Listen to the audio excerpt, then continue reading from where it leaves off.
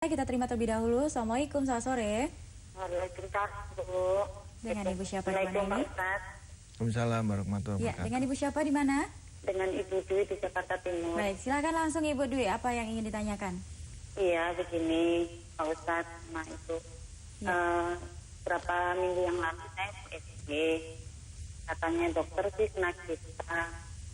Itu sudah pernah dioperasi kista, tapi kok baru 1 tahun sudah tumbuh lagi. Kira-kira bagaimana ya?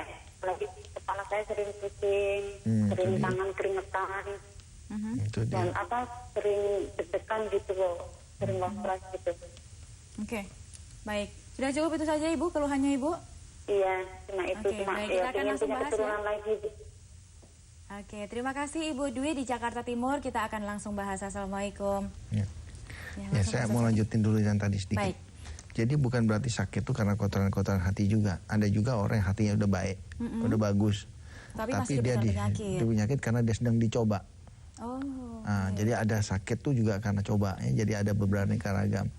Nah, yang bisa merubah ketentuan ini hanya Allah. Maka itu kita harus bermohon kepada Allah.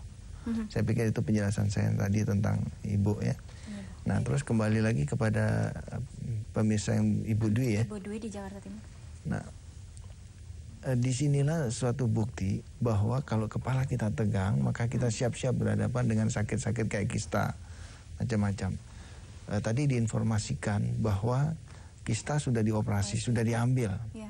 Tapi jangan lupa pada saat kista diambil, yang di sini masih tetap tegang. Ya, jadi pada waktu ini diambil, ini tetap tegang, dia akan muncul lagi. Dia diambil lagi, dia akan muncul karena ini tegang. Tidak diturunkan tegangan dalam kepalanya itu ya, ketegangan itu yang belum diturunkan. Maka itu harusnya pada saat selesai operasi ya ini diturunkan. Ketegangan ini diterapi diturunkan gitu loh. Supaya apa? Karena penyebabnya ada di sini. Nah, ketegangan ini harus diturunkan. Maka banyak kasus orang sudah dioperasi ya kan, diambil tumor atau sudah di cancer, udah kemo, udah segala macam, udah dinyatakan sembuh bagus. Tapi ini nggak diturunkan, dia muncul lagi. Ini penyebabnya di sini. Begitu ya, Pak, ya? Nah, maka itu di terapi kolbu yang pertama kali, kalau para pemirsa perhatikan, yang pertama kali kita turunkan pasien itu ininya dulu. Tegangan yang ada di ketegangan di kepala kita turunkan dulu, turun dulu. Nah, setelah kepalanya udah beres, baru kita cerita kakinya, ininya, perutnya. Nah, itu. Jadi kepala dulu kita turun. Kenapa? Karena penyebabnya dari sana. Jadi penyebabnya kita selesaikan dulu. Oke, baik. Nanti kita akan lanjutkan lagi Pak Ustadz Sony. Pemirsa jangan kemana-mana, dan line interaktif juga masih kami buka di 021 515 5111 untuk alamat serta nomor telepon dari Klinik Terapi Kolbu. Nanti saya akan berikan lengkap untuk Anda. Tetap bersama kami.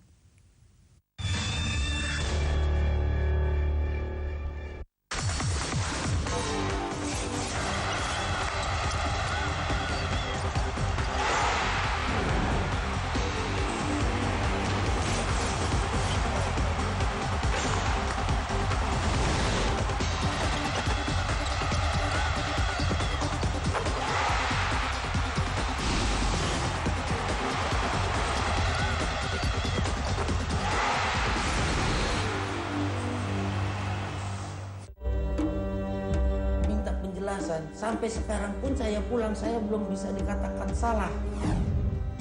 Institusi peradilan kita yang paling tinggi pun berbau busuk. Mencarikan kebenaran dan keadilan buat Bapak, itu aja. Ini rumah hasil keringat Bapak saya, dan saya nggak punya rumah yang lain. Yang berhak mengatakan salah benar setelah hakim ketok palu.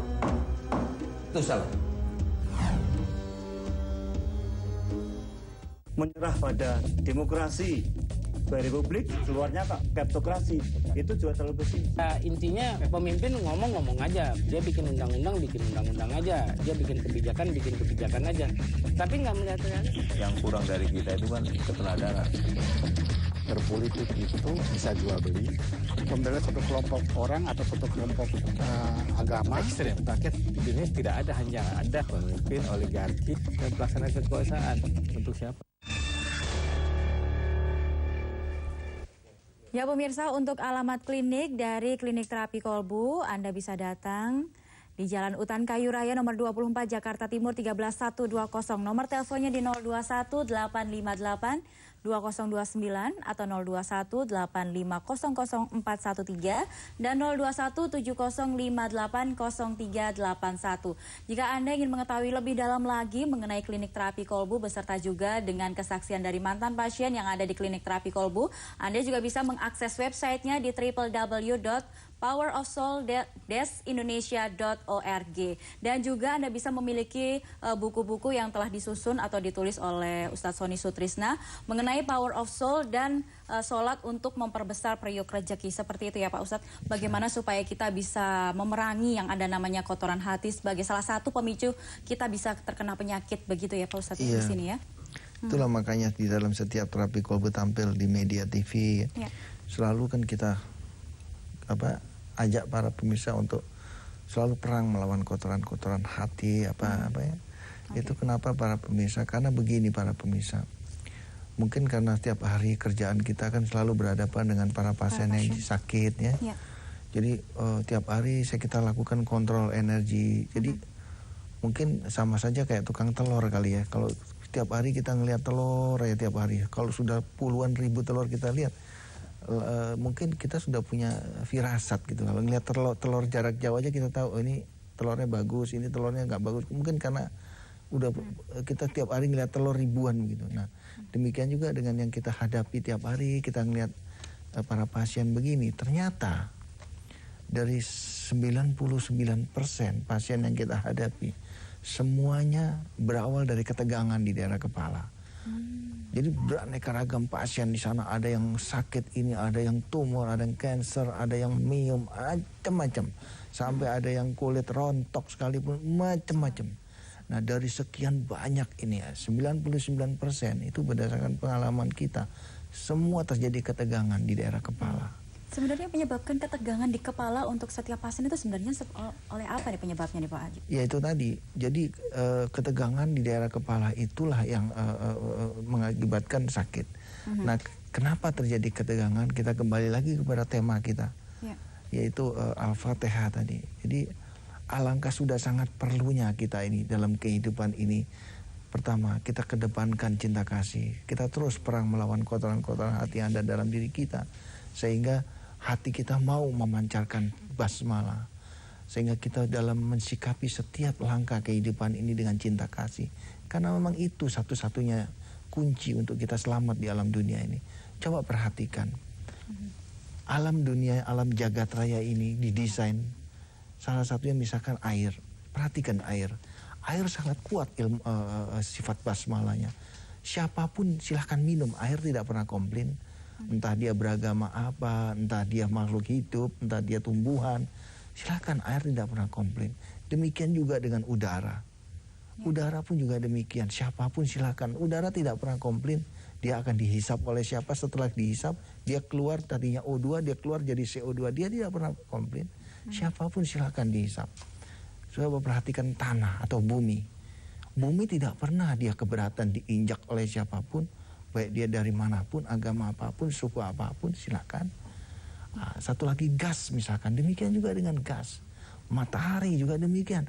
Alam jagat raya, langit ini. Artinya apa? Konsep besar alam jagat raya ini didesain dengan Bismillahirrahmanirrahim. Dengan namamu yang maha pengasih lagi maha penyayang. Perhatikan lagi kitab suci Al-Quran. Semua suratnya Bismillahirrahmanirrahim. Kecuali surat At-Taubah. Artinya apa? Kedepankan cinta kasih. Kenapa? Karena ternyata tubuh kita yang terdiri dari unsur air, unsur tanah, unsur udara, unsur oksigen dan segala macam yang ada dalam tubuh kita ini ternyata juga memiliki sifat basmalah yang sangat kuat. Jadi kalau kita keluar dari kunci basmalah, kita akan sulit menghadapi kehidupan ini. Kita harus siap-siap menghadapi sakit. Kita harus siap-siap menghadapi kehidupan yang sangat berat. Saya pikir itu perlu jadi satu renungan panjang buat kita. Daripada kita mungkin saat ini ada yang ini, ada yang kita nyalahkan sana sini. Saya pikir itu tidak perlu. Kita kembali aja semua. Kita kembali lagi, belajar lagi Al-Fatihah. Jadi belajar lagi kepada buku-buku zaman kita, belajar SD dulu. Belajar menulis, belajar Al-Fatihah aja dulu dah. Jadi kita kebablasan, kepanjangan belajarnya, akhirnya yang penting-penting agak dipelajarin. Jadi lupa dengan awalnya itu tadi ya Pak Ustadz. Jadi mendingan ini semua yang katanya kiai-kiai besar, katanya ustadz-ustadz pinter semua itu, Mendingan sekarang balik lagi deh semua belajar Al-Fatihah aja kita semua rame-rame. Baik. Untuk kita bedah Al-Fatihah. Insya Allah akan terjadi kemakmuran di negeri ini. Baik, amin ya Allah. Ya, kita sudah ada penelpon lagi di 0215155155. Assalamualaikum. Waalaikumsalam. Dengan Ibu siapa di mana ini? Dengan Aida di Karawang. Baik, silakan Ibu Ayu. Assalamualaikum Mbak Ustadz. Waalaikumsalam warahmatullahi wabarakatuh. Ini mau nanya, saya kan punya penyakit kista. Terus ingin punya keturunan lagi gitu. Ya. Umur saya 24 tahun. Iya, udah punya anak sih, satu umur 7. Oh, maaf, sayang sekali ya terputus. Tapi bagaimana, sudah bisa ditangkap Pak Ustadz? Bisa. Oke, silahkan mungkin bisa langsung dijawab saja Pak Ustadz Sony. Iya, jadi untuk Mbak tadi ya, jangan terfokus kepada kistanya ya, kista. Banyak juga orang yang bisa punya keturunan walaupun dia ada kista ya. Jangan terlalu terfokus pada kista. Justru saya lihat tadi fokusnya kembali lagi kepada kepala. Ya, kepala tegang banget. Jadi saya pikir kalau memang bisa refreshing, kalau bisa relax ya. Terus kalau memang bisa dicoba nih, mungkin tadi lupa ditanya agamanya apa ya. Tapi kalau misalkan Mbak tadi beragama Islam ya, bisa juga dijadikan renungan tadi yang penjelasan kita tadi ya, tentang Al-Fatihah ya, renungkan ya.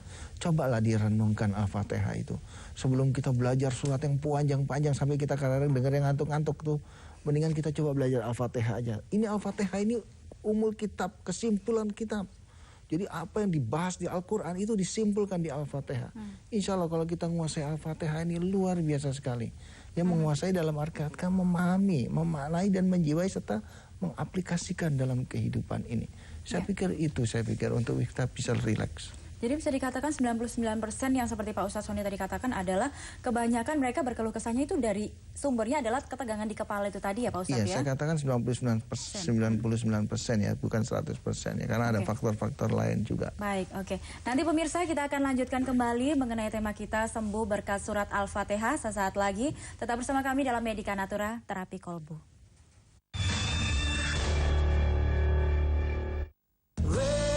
Residence 8 at Senopati. Satu-satunya apartemen yang diapit oleh dua jalan utama kota Jakarta, Jalan Sudirman dan Jalan Senopati Raya. Miliki apartemen mewah di SCBD dengan 2+1 kamar tidur. Harga spesial 18,3 juta rupiah per meter persegi termasuk PPN. Hubungi 021 724 8800.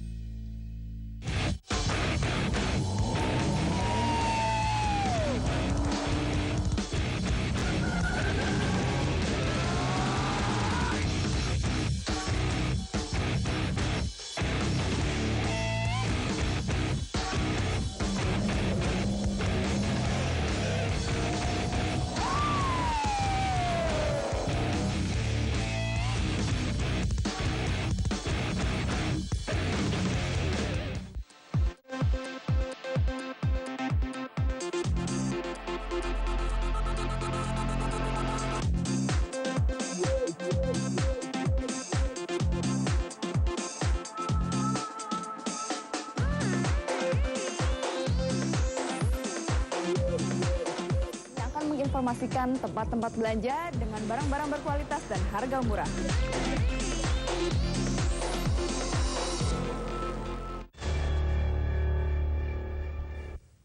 Terima kasih pemirsa bagi Anda yang masih setia bergabung bersama kami dalam Medika Natura Sore Terapi Kolbu. Sebelum kami lanjutkan lagi perbincangan kami pada sore hari ini, saya terlebih dahulu akan memberikan untuk alamat klinik dari Terapi Kolbu. Anda bisa datang di Jalan Utan Kayu Raya nomor 24 Jakarta Timur 13120. Nomor telepon yang bisa Anda hubungi di 021 858 2029 atau 021 850 0413 dan 021 705 80381. Nah, Pak Ustadz Sony, kalau seandainya ada pasien misalkan datang jauh-jauh nih dari luar Jakarta atau luar Jabodetabek, itu bagaimana untuk datang? Apakah memang harus datang ke klinik atau mungkin dari jauh pun juga bisa ini untuk diterapi? Iya, begini. Jadi selalu saya katakan bahwa yang bisa menyembuhkan hanya Allah. Nah, kalau bagi manusia mungkin ada jarak.